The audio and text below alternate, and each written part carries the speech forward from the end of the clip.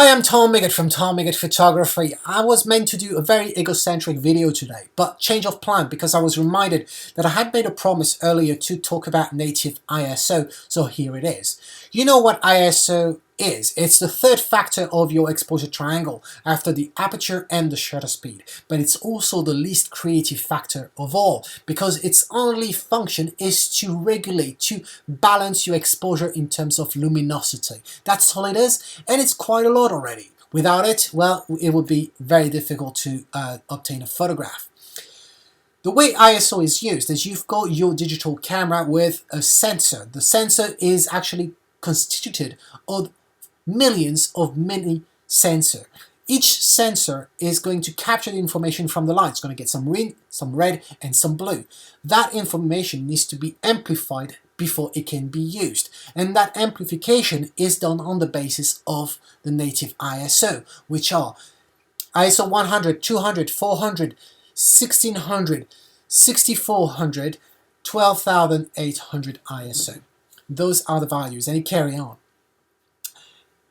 But you also have two other types of ISO. You have extended ISOs and you have what I like to call thirds ISO.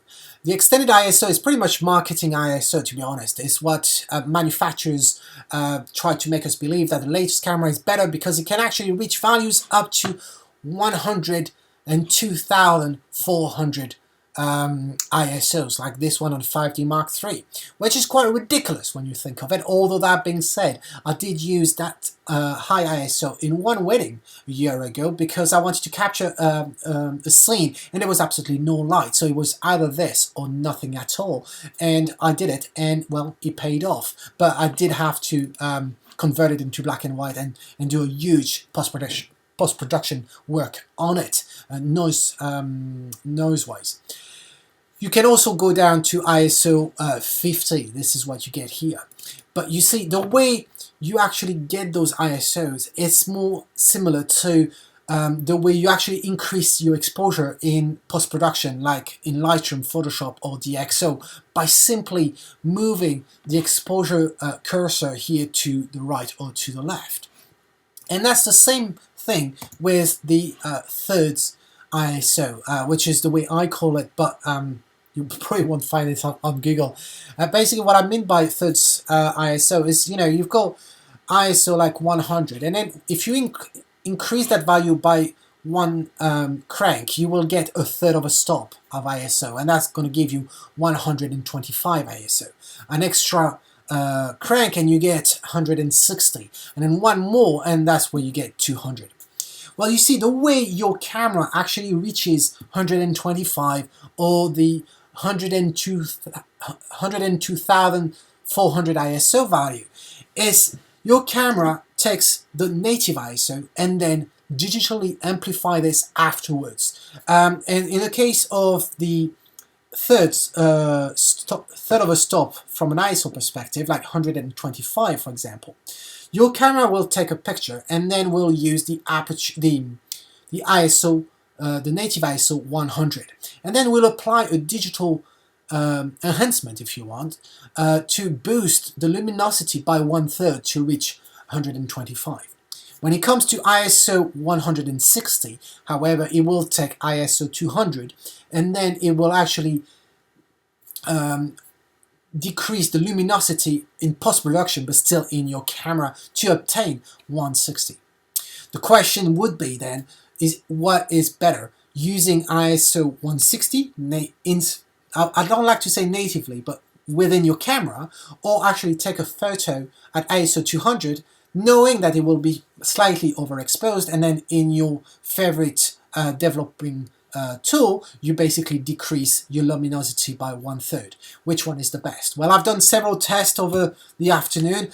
Too much time, to be honest, that I will never get back. And feel free to do the test yourself. But I find this whole thing quite absurd, if you ask me, because it's ridiculous. We're talking about a third of a stop from image degradation.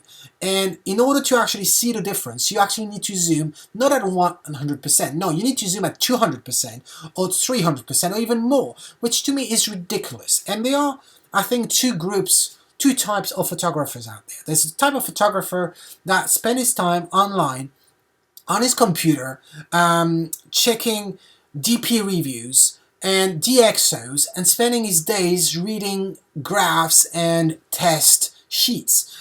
And then you have another type of photographer who understand that ISO, the lower the ISO value, the better image quality you'll get, and spends more time thinking about its subject and go outside or in studios and create work, create art, and appreciate the resulting photograph he gets out of it. I'll let you figure out which group I like to think I am part of, and I don't judge if you're part of the other. However, I do see questions online of saying, hey, what's the native ISO value for the 5D Mark III or the Nikon D800? And it's almost thinking that, well, you know, there might be a magic value similar to the sweet spot for a lens that you could actually use for ISO with your camera that would actually give you the better result. And to me, this is absurd. You have to use the lowest ISO possible given the situation. So if you can shoot at 100, shoot at 100. 50, you know it's absurd because 50 is actually ISO 100 that has been digitally amplified downward to get 50. So shoot ISO 100 if you can. If not, the closest one to it. But you know, I think those questions probably come from the graph that you see on DxOMark. When you see here, it's basically for the 5D Mark III, and I've done the same with the Nikon D800. And what it tells you is that here you've got a graph showing you, oh, ISO 100. When a manufacturer tells you that you are ISO 100, in reality, it is ISO 80. When you are ISO 200, in reality, it's ISO 160. When you are ISO 400, in reality, is ISO 323. And for some reason, people have believed that actually, to get the better result, they should be shooting at ISO 323, for example, and they will get a better result than ISO 400. It's stupid. It really is. This is not what this graph tells you. What this graph tells you is that the manufacturer, in order to convince you that the latest camera model is better than the one previously, not only he added extra ISO values like the 102,400 ISO that you didn't have maybe in a 5D Mark II, what he did is he basically downgraded his, or overrated his ISO values. So basically it tells you, well look, my ISO 400 is much better than before. Where in fact what he did was changing the standard of his ISO, saying, well, here's 400, when in fact it's 323. And we know for a fact that ISO 23 is going to have less degradation from an image perspective in terms of noise than ISO 400. So you're bound to have a better result at 323. So that's why it's the new ISO 400. Magically, they just changed it. And they do this throughout. So don't go and think, oh, actually, I should be shooting at ISO 80 because it's better than ISO 100. This is not what this graph means. And in fact, you wouldn't be able, because if you shoot ISO 80, what your camera would do, if it could, and I think you may be able to do that using firmware update like Magic Lantern, you would actually be shooting at ISO 100 and digitally de-amplified down to 80. That's what would happen. So that's it for today. Not very interesting, I must admit, video or topic at least, but at least now you know what the native ISOs are compared to the third stop of ISOs or the extended ISO. So until next time, this is Tom Megad saying, if you like it, well, capture it and just shoot with the lowest ISO possible given the situation you're in. Ciao.